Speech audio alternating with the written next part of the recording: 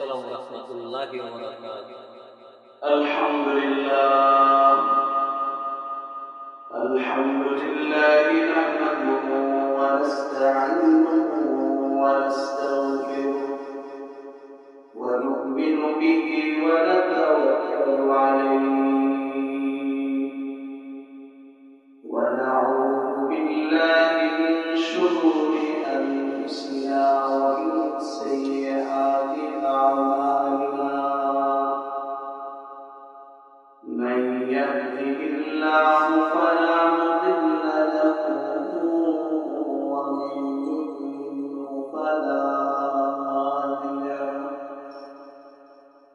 ونشهد أن لا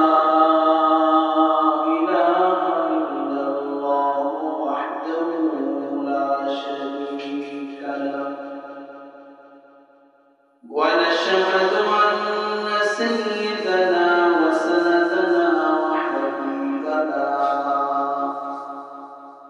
ومولانا محمدا عبده ورسوله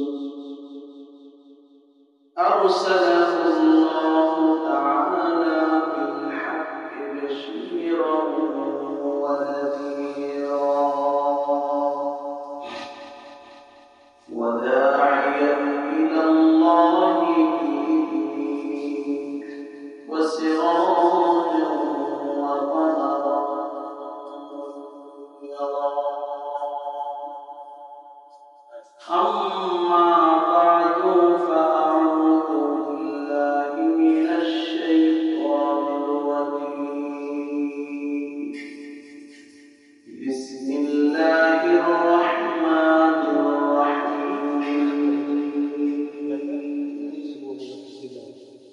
من جاء بالحسنة فله عشر أمثالها صدق الله العظيم وقال النبي صلى الله عليه وسلم أكثروا ذكر هذه من لذة الموت أو كما قال عليه الصلاة والسلام رحيم مسكن حوالي الكعبة بنے بیر مدفن دیار مدینہ شکر بلغ العلا بکماله کشف الدجى بجماله حسنت جميع خصاله صلوا عليه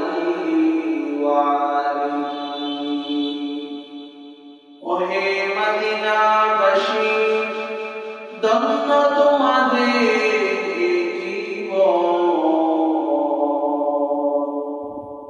তোমাদের বুকে শুয়ে আছে দুজাহানের মহাজন বলগল আওলা বিকামালিহি كشف الدجى بجماله حسنت جميع خصاله صلوا عليه وعليه الحمد لله الله تعالى দরবারে লাখ কোটি শুকর এবং সুজদা আদায় করছি যে আল্লাহ তাআলা আমাদেরকে দয়া করে মায়া করে ভালোবেসে রহমতে বরকতে জান্নাতে ফুটাবারে পৃথিবীর মধ্যে সবচেয়ে দামি বড় আল্লাহ তাআলার বড় মসজিদে আসার তৌফিক দান করেছেন। এজন্য অন্তর থেকে কালিমাত শুকর আদায় করি আলহামদুলিল্লাহ। আলহামদুলিল্লাহ। আল্লাহ তাআলা আমাদেরকে ইনসান বানাইছেন, মানুষ বানাইছেন। মানুষ বানানোর পরে আল্লাহ তাআলা আমাদেরকে সম্পদ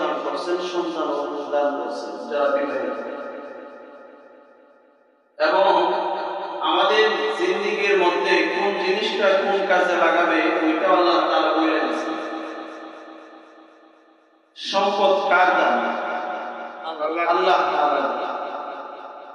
আমাদের সমাজে অনেকে আছে 3 বেলা খাবারের জন্য কষ্ট করতে হয়, আবার অনেকে আছে বহু টাকার মালিক, আল্লাহ তাআলা তাদেরকে বানাইছে।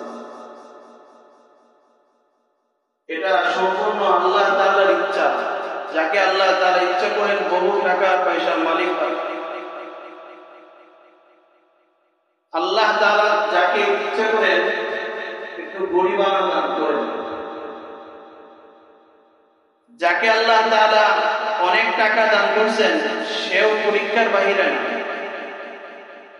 আর যাকে আল্লাহ তাআলা কিছুই দান করেন নাই সেও পরীক্ষার বাহিরে। সম্পদ পাওয়ার পরে কেউ যদি শুকরগুজার হয় যে আল্লাহ তাআলা আমাকে বহুত সম্পদ দান করছেন, তো এটা তার জন্য নিয়ামত। সুবহানাল্লাহ। এটার মধ্যে আল্লাহ তাআলা বরকত দান করেন। আর কেউ যদি সম্পদ পেয়ে অহংকারী হয়ে যায়, নতুন নতুন অহংকারী সমাজের মধ্যে আছে না নাই? যারা কিছুদিন আগেও 2 টাকার মালিক ছিল না, হঠাৎ বড়লোক হয়ে গেছে, এখন মানুষকে আর মানুষ হিসেবে চোখে বাসে।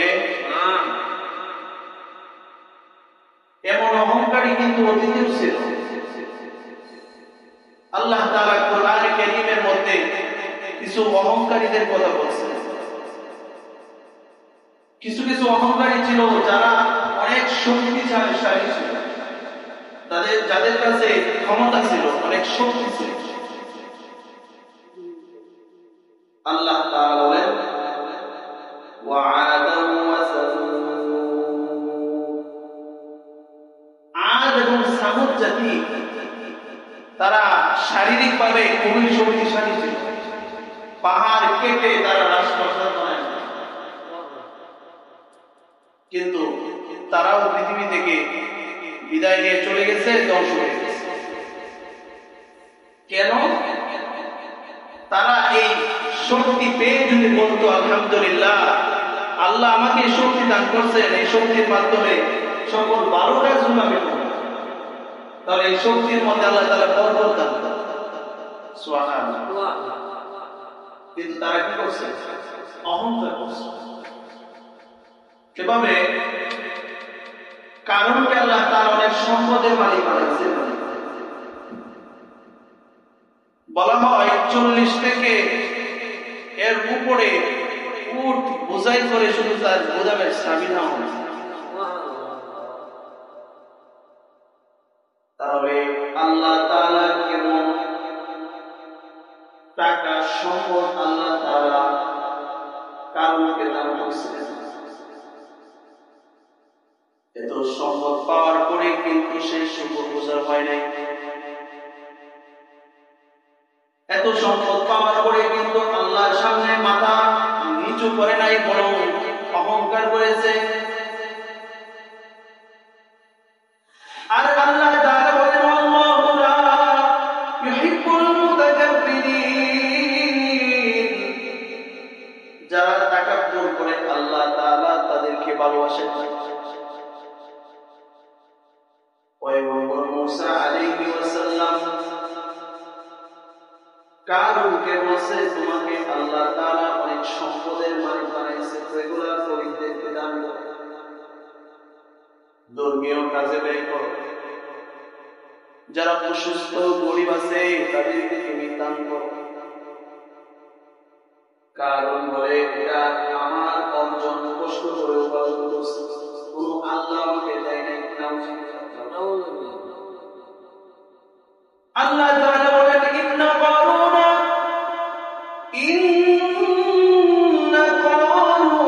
কানা মিন কওমি মূসা ফাবাগা আলাইহিম।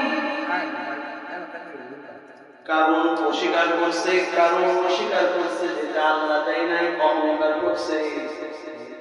আল্লাহ তাআলা তার উপরে এমন গজব দান করছেন যে কিয়ামতের আগ পর্যন্ত তার নিচে দিকে যাইতে থাকবে।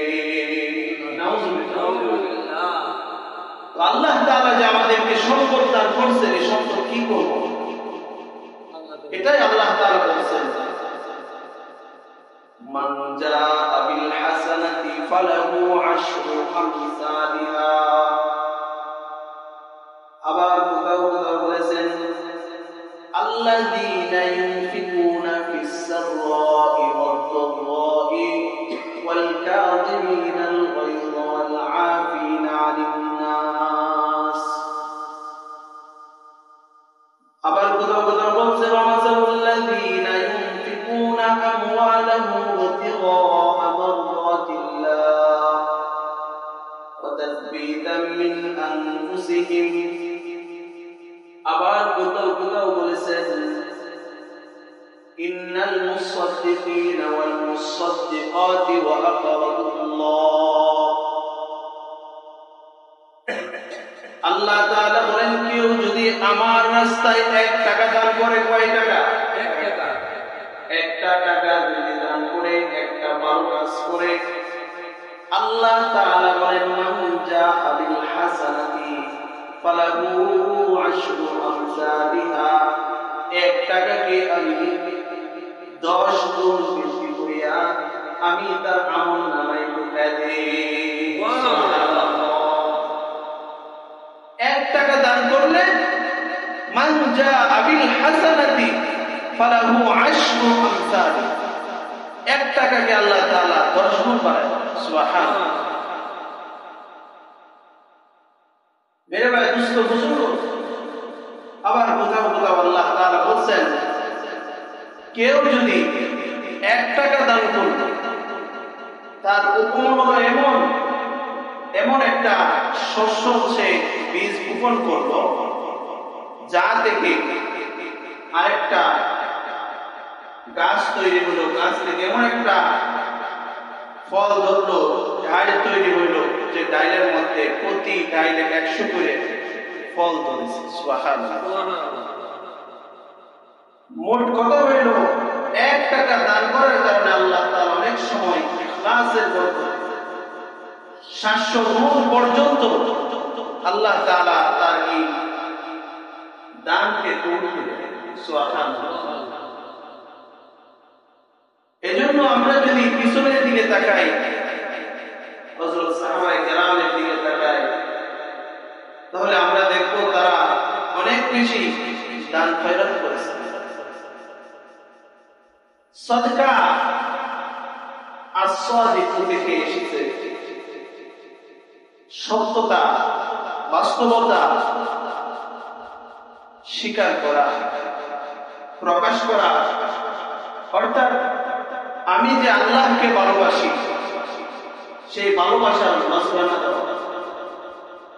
মানুষ যখন একজন আরেকজনকে ভালোবাসে, মহাব্বত করে, তখন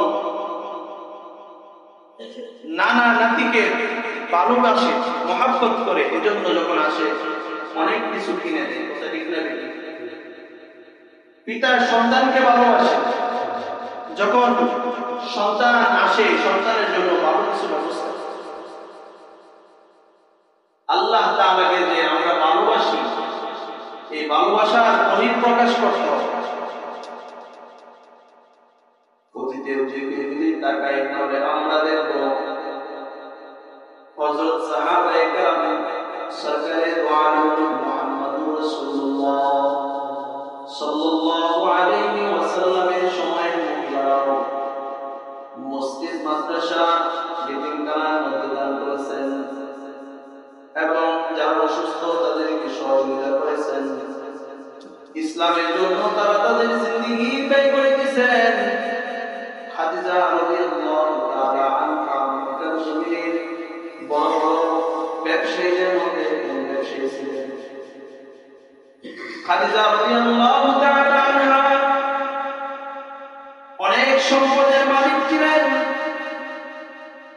যখন সরকারে দু আলম মুহাম্মদুর রাসূলুল্লাহ যে যতক্ষণ পর্যন্ত সওয়াব শেষ না হবে আমি যাব না, আমি এখানে দাঁড়ায় আল্লাহ তাআলার কাছে দোয়া করতেছি খাদিজাকে যেন আল্লাহ তাআলা মাফ করে দেন। সুবহানাল্লাহ।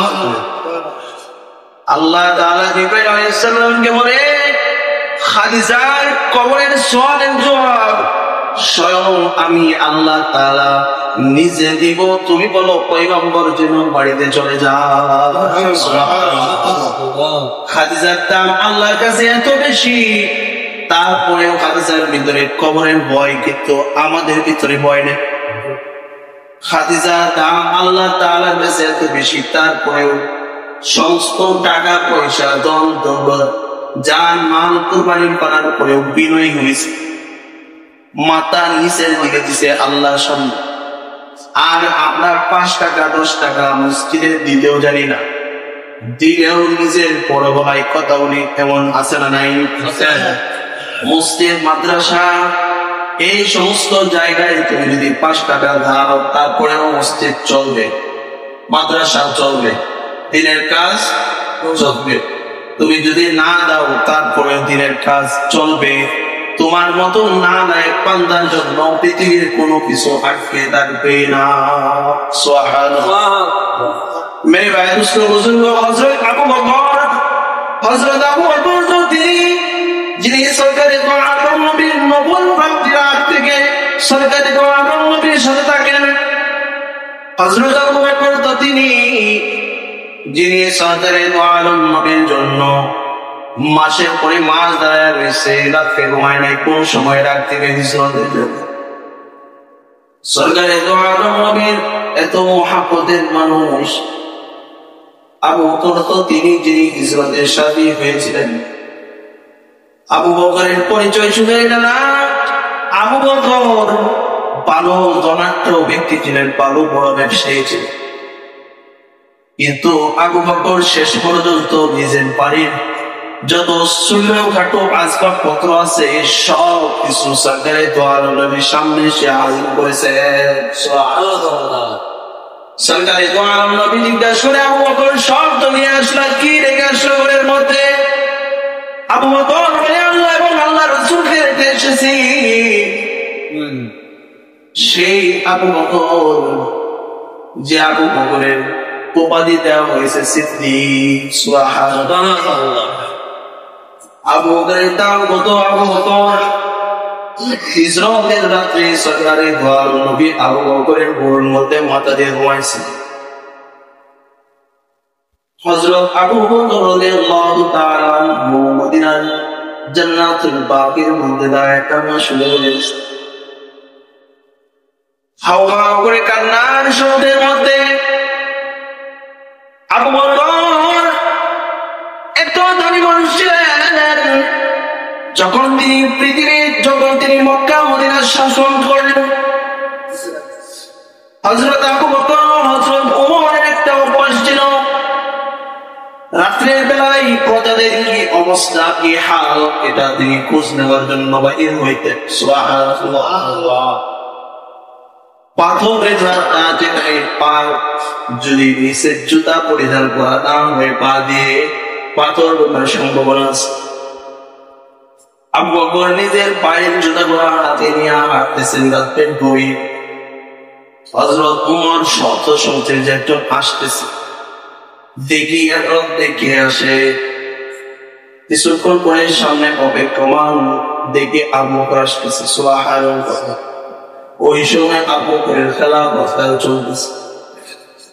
হযরত আবু বকর রাদিয়াল্লাহু তাআলা আনহুকে জিজ্ঞেস করে, হযরত ওমর যে আপনার পায়ের জুতাগুলো আপনার হাতে গেল,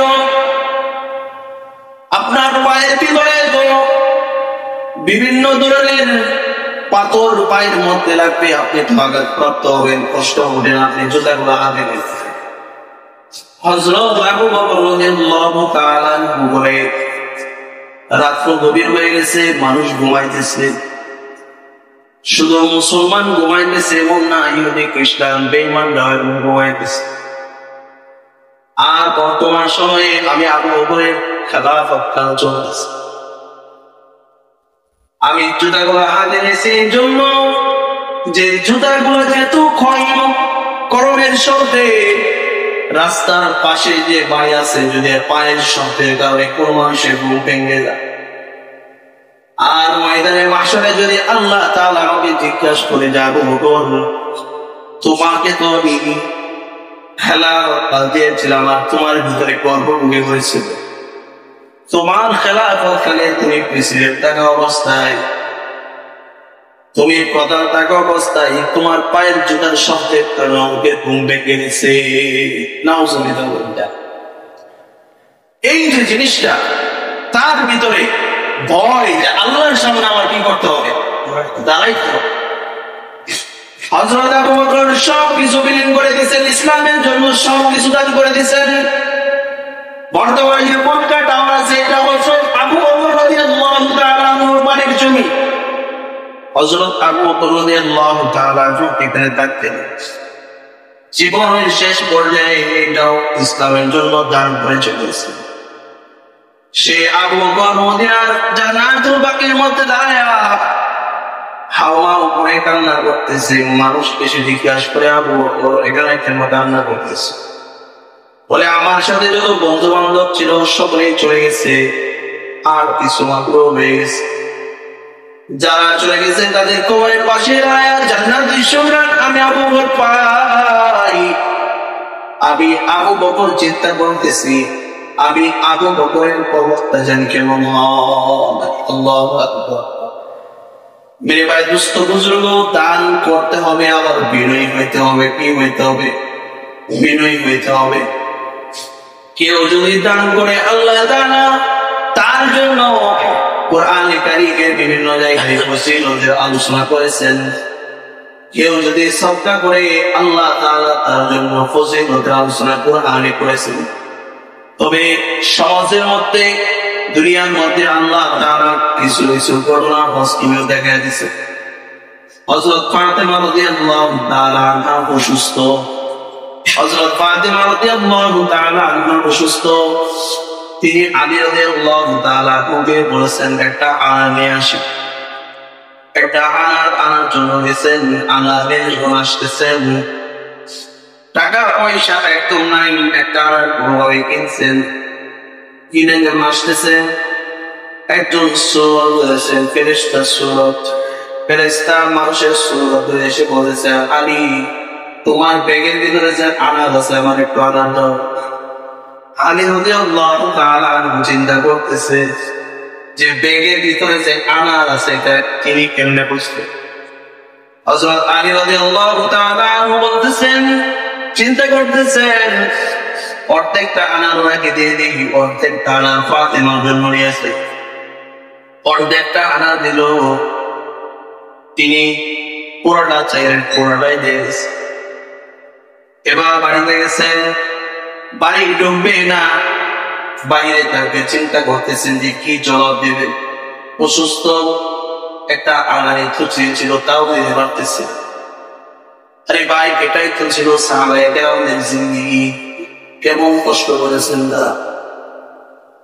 আলী রাদিয়াল্লাহু তাআলা আনহু ঘরে ঢুকবেন, ফাতেমা রাদিয়াল্লাহু তাআলা আনহা তিনি বলেন, আপনি ঘরে ঢুকেন, মনে হয় আপনি আনতে পারেন নাই, সমস্যা নাই, কিন্তু বর্তমান যুগের মহিলাদের কি অবস্থা হইবে?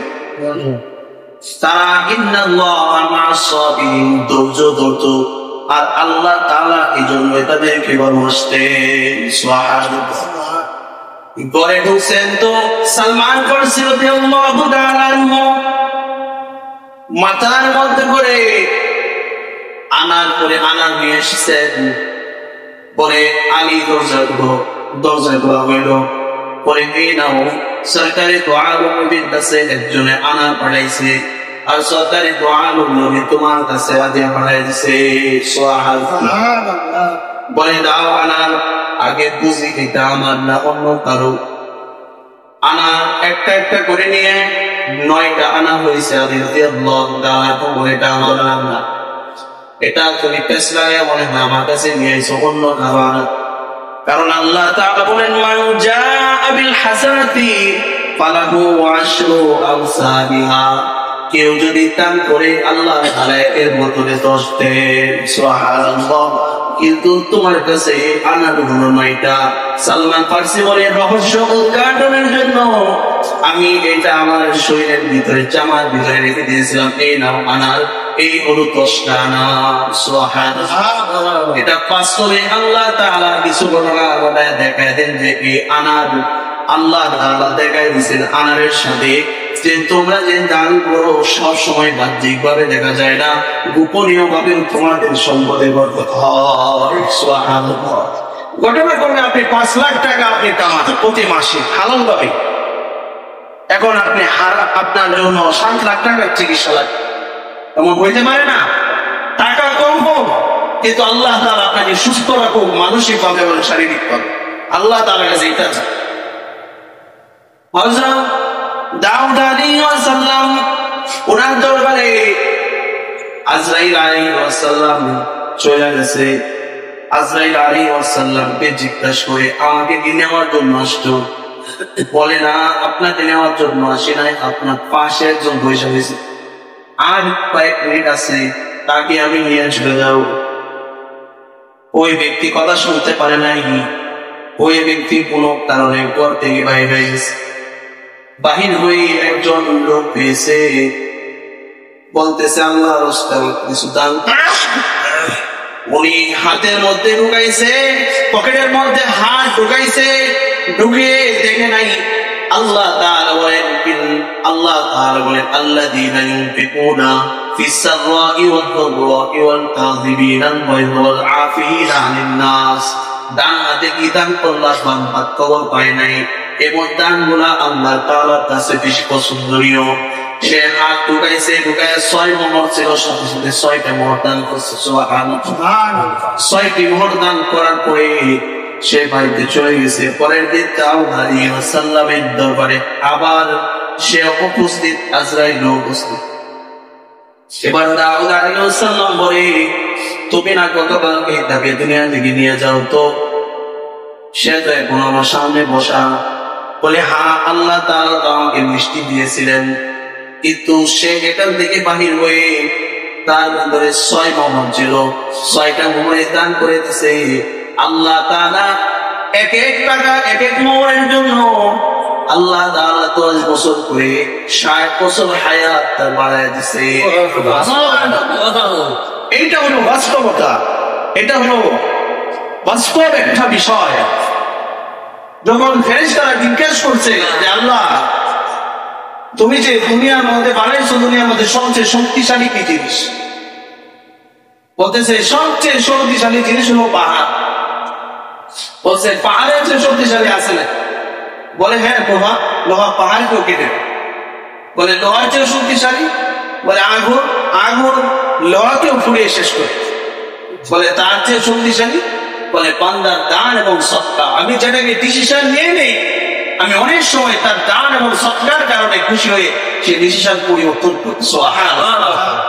এজন্য আমরা এমন নজরে দেখবো না যে আমি মসজিদে 5 টাকা না দিলে মসজিদ চলবে, এমন নজরে দেখবো না যে আমি মাদ্রাসায় 5 টাকা না দিলে মাদ্রাসা চলবে না।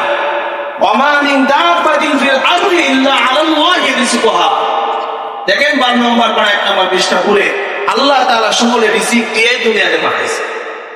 এজন্য আপনি দিতে পারলে আপনার লাভ দিয়া এরপরে আল্লাহর কাছে দোয়া করবেন, আল্লাহ আমি যে দিছি এটা তো তুমি যে দান করছো তা থেকে দিছে, আমার কোনো কৃতিত্ব নাই, আল্লাহ তুমি এটাকে কবুল করে নাও। আল্লাহ তাআলা আমাদেরকে তাওফিক দান করেন।